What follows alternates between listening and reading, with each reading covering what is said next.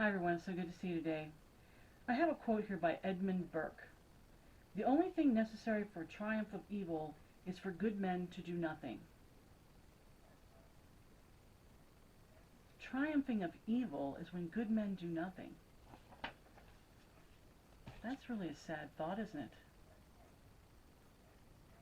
When we as good men do not do what we are supposed to do, evil men triumph. They take over. You give them an inch, they take a mile. You give them a mile, they take 100. They'll take whatever they want to take because good men will not stand up. But when good men stand up, they go, yeah, but Sarah, when you stand up against these evil men, don't you know what happens? Lives are lost. Buildings and businesses are destroyed. We stood up, and it cost us something. Yes, it costs us something to stand up. It's true. It is true. And it's going to cost us one way or another. Because if one man shows courage, others will have courage themselves. But if we're all hiding, the enemy can do whatever they want to do. I mean, I look back over the past couple of years and the things that have gone on in parts of this nation that should never have happened. Never have happened. But good men didn't do anything. And they didn't do it because they weren't sure where to stand. And I get that. Sometimes, what do we do? How do we stand? What do we say? Sometimes it's so overwhelming. It's like a tidal wave that comes in, and there's nothing that can stop it. And you're like, I don't know. Am I going to be able to stand against this? And it's hard. It is very difficult.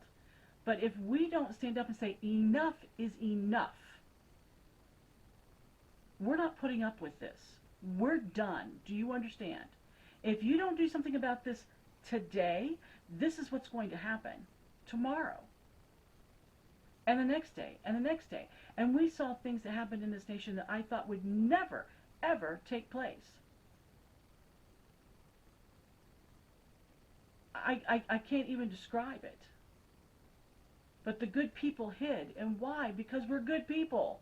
We don't want to be out in the middle of this stuff. We don't want somebody coming in against us. We don't want to be attacked. We don't want to lose our homes. We don't lose our families. We don't want to lose our businesses. And so we hid. And we thought, well, if we're hiding, they'll leave us alone. If we're hiding, they won't come here. If we're hiding, but the problem is when we hide, then other people do whatever they want, and they run rampant. It's kind of like letting your house go, okay? You're letting your house go, and it gets overrun by rats. Because there's no one there to keep the rats out. But it's my house. But we didn't shore up any holes. We didn't set traps. We didn't keep things off the counters. We didn't keep things put away, food put away into containers. We just left it all out in the open and said, come on in, boys. Come on in, girls. Come on, everybody. Let's just... It's our own fault. But we think, well, we're a good guy. We're a good girl. Why would this stuff happen? Because if we don't step up and say no, now how do we do that? Well, we make sure we have the proper laws in place. We make sure that we have the right people in place in government. There are people that are in government right now that got put there. They're paid to turn the other way. We don't need that. That's called corruption. We don't need that. So we have to go and we have to clean up the corruption.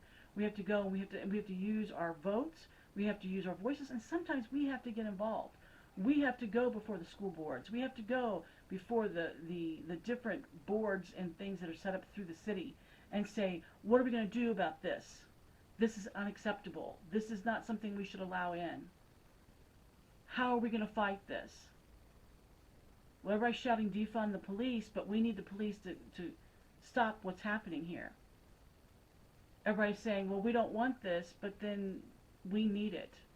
And we're being foolish if we think we don't need certain things, and we don't need the police, and we don't need the National Guard, and we don't need our military, and we're foolish when we say those things, because they're the ones that are the reason that we can live a good life. And if you're living in an area that has been overrun for quite a while, you've got one or two choices. Either stand up and move and push back and say, this is what we're going to do. We're going to do this we're going to do it within the confines of the law. We're going to stand up. We're going to go ahead and put these things into play. Or you're going to move from that area. But know that if everybody moves out of an area and it gets overtaken, that isn't good for anybody. It's not good. And I want to encourage you, don't be afraid to stand up and have a voice.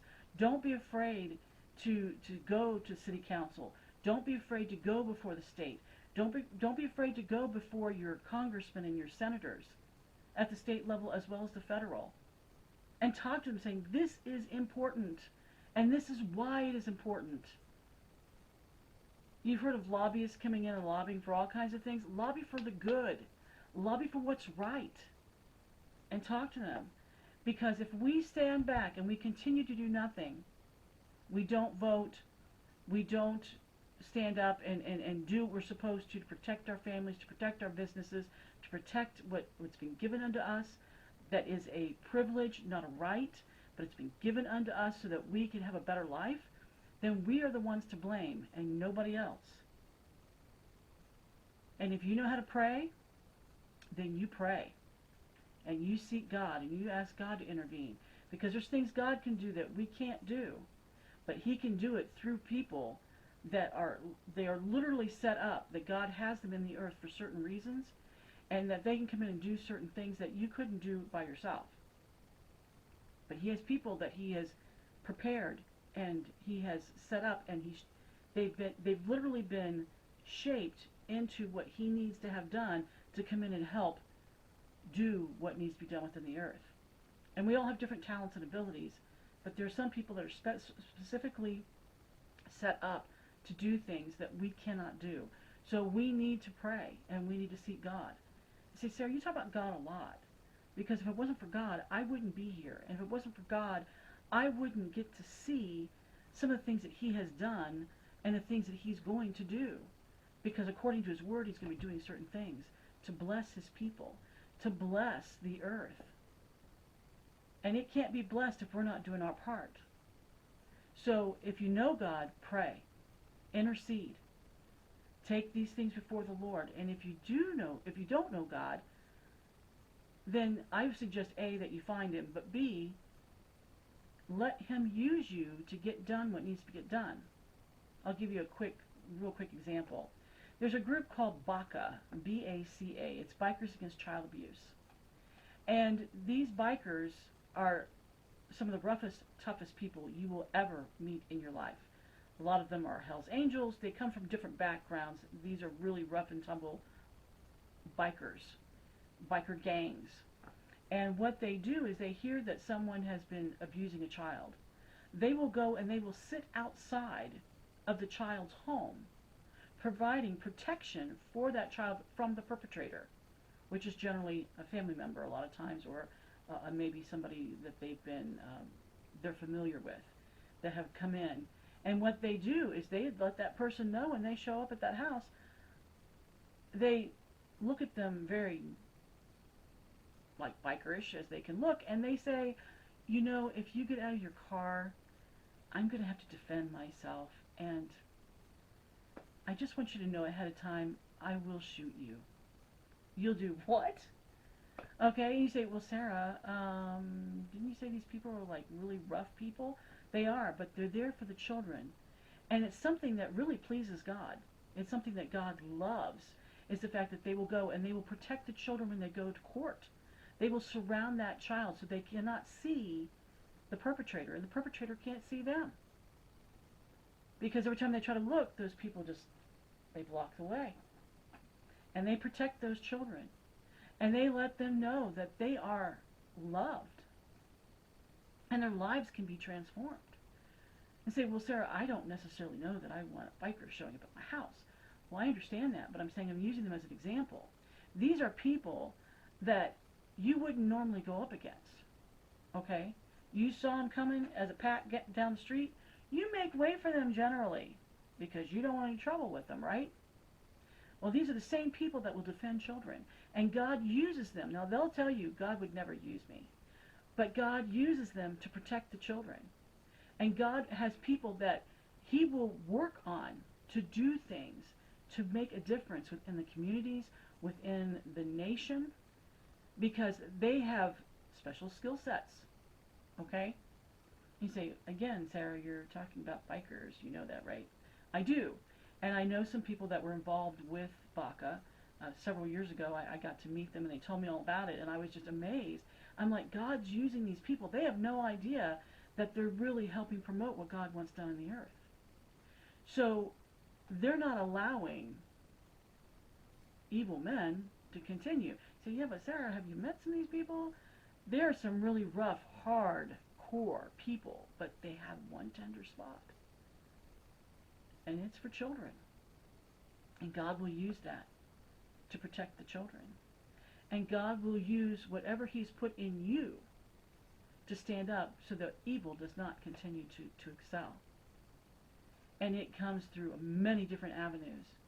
So you'd be surprised what God can do through you if you let him have the opportunity. And let us, as good people, stand up against the darkness.